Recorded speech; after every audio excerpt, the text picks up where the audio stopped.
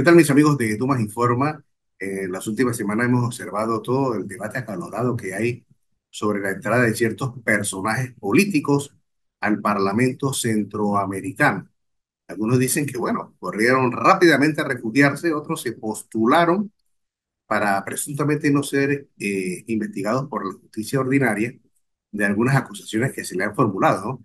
Así que vamos a conversar con este tema con el ex magistrado de la Corte Suprema de Justicia, Harry Díaz. Don Harry, bienvenido a Dumas Informa. A ver, ¿por qué la gente piensa que cuando un político se refugia, para manifestarlo de esta manera, en el Parlacén, es para que no lo investiguen, porque supuestamente esto quedaría en manos de la Corte Suprema de Justicia? Allí se habla que algunos fueron designados por los presidentes de turno o que le deben, digo, especulando aquí algún tipo de favor, ¿no? Y que en la Corte no va a pasar nada. ¿Usted qué piensa de esto? Dumas, ¿cómo estás? Gracias por las preguntas. Mira, en cuanto al hecho de que se refugien en el Parlacén, evidentemente hay unas ventajas en cuanto al foro y al procedimiento que recibiría el procesado. ¿Qué significa esto? No exactamente que haya una impunidad per se o es que no les va a pasar nada, sino que al magistrado fiscal, porque una vez que es juramentado en el Parlacén, le corresponde al magistrado fiscal de la causa, que es aquel el que lo recibe en reparto, al menos que se decida otra cosa por el Pleno, tener que iniciar el proceso. ¿Con qué debe hacerlo? Solicitando el levantamiento del fuero ante el Tribunal Electoral. Para decirle, esto no es una persecución política, sino que se trata de un delito común que tiene que ser obviamente procesado por. Hay una serie de ventajas que estableció en la Ley 55 del 2012 Ricardo Martinelli, donde incluyó en el artículo 488, el numeral 4, la famosa prueba idónea. Con esto prácticamente es directo a la acusación tal como lo desarrollan los otros articulados y tal como lo señaló el Pleno en un fallo del 30 de enero del 2018.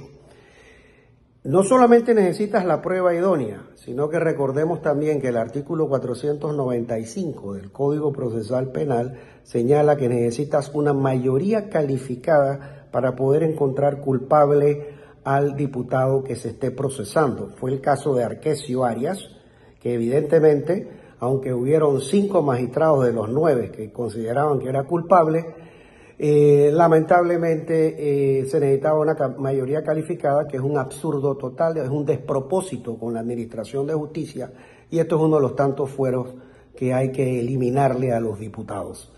De hecho, también hay que eliminar el Parlacén per se, porque es un organismo inoperante que lo único que ayuda es que esta serie de personas que reconocen que es una cueva de ladrones después se refugien para facilitarles a ellos su defensa, por decirlo así. Esto es una carrera de obstáculos. Estar en el Parlacén implica mayores obstáculos para que haya justicia. Necesitas una prueba idónea para admitirle el proceso a un diputado y necesitas también una mayoría calificada para poder condenarlo.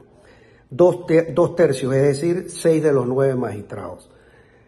Lo que sí te puedo mencionar en cuanto a la otra pregunta de la influencia de los magistrados es evidente, fue mi experiencia. 4 de los magistrados nombrados por Martinelli, exceptuándome obviamente, y 2 de los que nombró Varela, lamentablemente, fueron plegados inmediatamente al servicio de Martinelli. Era costumbre que le archivaran todo tipo de expedientes, así que sí hay una tendencia.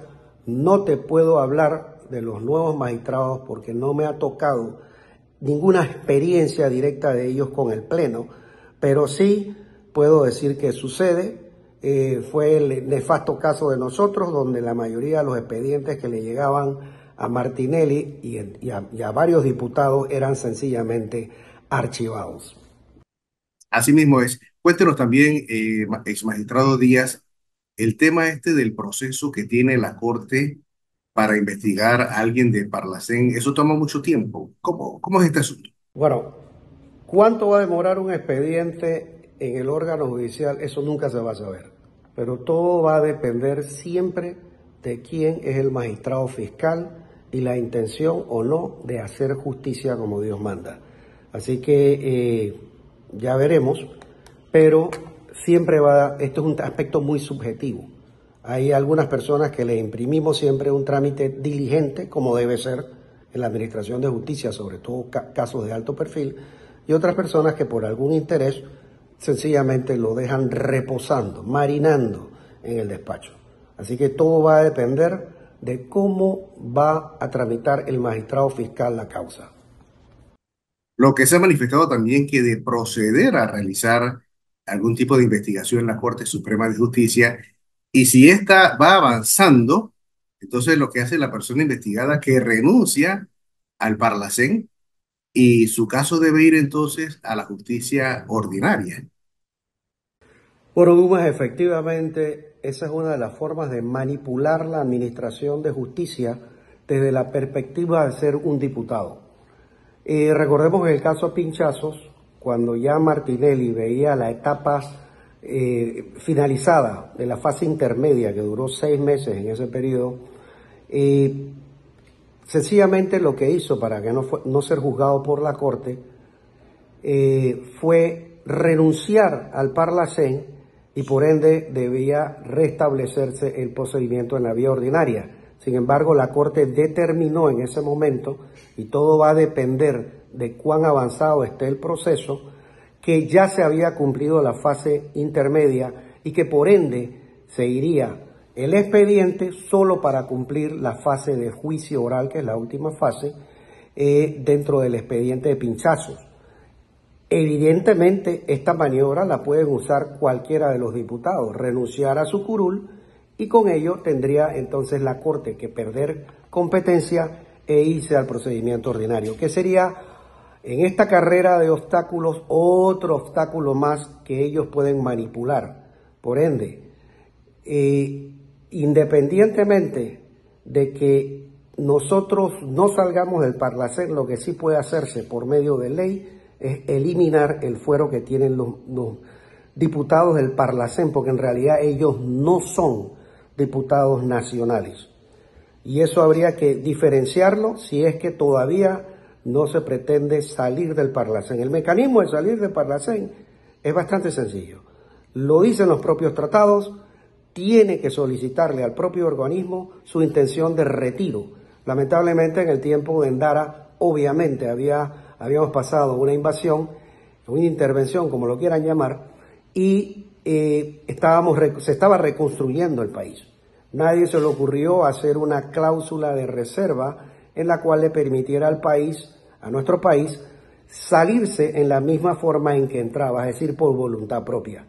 Los tratados exigen, los del Parlacén, que tú solicites tu retiro ante el Parlacén. Cuando esto se te niegue, porque evidentemente a ellos no les conviene que un país salga de sus filas, entonces el país, el Estado puede invocar una ley patriótica señalando que tiene que tener la misma facultad de entrar como de salida y que esto es en interés social, del público, evidente, y retirarse del Parlacén. Y entonces sacar una ley después de haber cumplido con ese trámite. Así que de que se puede hacer, se puede hacer. Evidentemente el gobierno está enredado en otros asuntos, pero esto tarde o temprano hay que tocarlo y hay que resolverlo. Finalmente hay un dicho que dice que el que no la debe, no la teme. Por ello que, bueno, investiguen lo que sea, ¿no?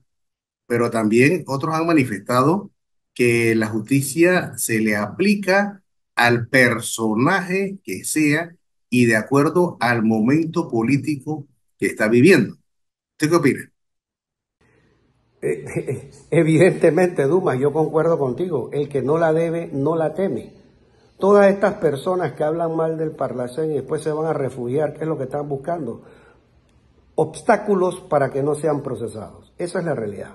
Buscan obstáculos para no ser procesados. No es que no puedan ser procesados, sí lo pueden ser, pero con unas reglas distintas y especiales que son eminentemente convenientes para los diputados.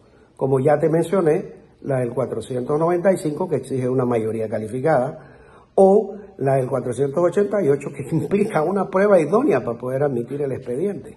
Una prueba idónea, es prácticamente decirte, eres culpable, o sea, vamos a proceder a la acusación, porque eso es prácticamente lo que es una prueba idónea, con una contundencia tal que no hay duda que hay que abrirle un proceso.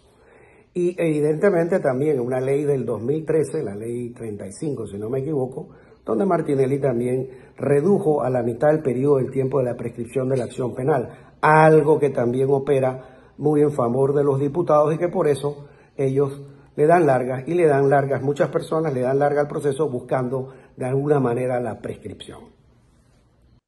Bueno, como no, muchas gracias, ex magistrado Harry Díaz, por conversar con nosotros aquí en Dumas Informa sobre este tema, ¿no? Que está en la palestra de la entrada de ciertos personajes al Parlamento Centroamericano. Muchas gracias.